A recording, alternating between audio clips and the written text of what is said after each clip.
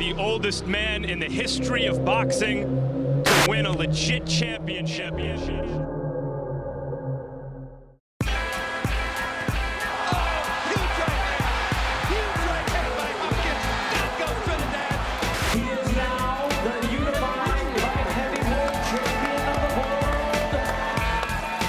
Everything that needs to be said about the accomplishments of Bernard Hopkins as a 49-year-old still at the top of his game has already been written.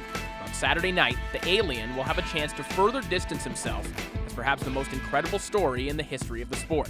Just steps away from his 50th birthday, Hopkins will take on Sergey Kovalev, one of the best and hardest-hitting light heavyweights on the planet, and a man nobody has been in any hurry to face. You'll be 2 months shy of your 50th freaking birthday, and you're running towards the one guy in the division everyone else seems to be running away from. Why? I always ran to the fire, not away from the fire. That's my personality, and that's who I am, and that's what my career has been built on. 2 years ago, it seemed as though the fairy tale might be over. Hopkins dropped a clear decision to Chad Dawson, losing the lineal light heavyweight title in the process.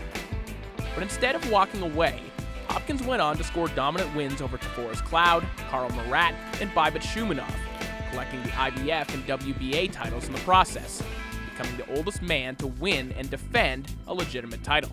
Outside of Cloud, though, he has been a significant favorite in his fights since Dawson. The same cannot be said this weekend, as he takes on one of the hottest commodities in the sport, a Russian knockout machine named Sergey Kovalev.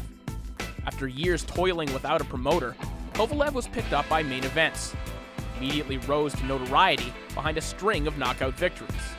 Though he hasn't yet faced top-flight competition, Kovalev has become popular for the same reason Gennady Golovkin has. Kovalev has never gone past the 8th round in his career. When the Crusher wins fights, he does so in emphatic fashion. Through the years, and most notably in the latter stages of his career, Hopkins has had his way with power punchers of all varieties. Kelly Pavlik, Jean Pascal, and Taforest Cloud were all eventually relegated to simplistic fighters without a plan B. It's true that none of those men hit as hard as Kovalev does, but it will be up to him to prove whether he can be adaptable.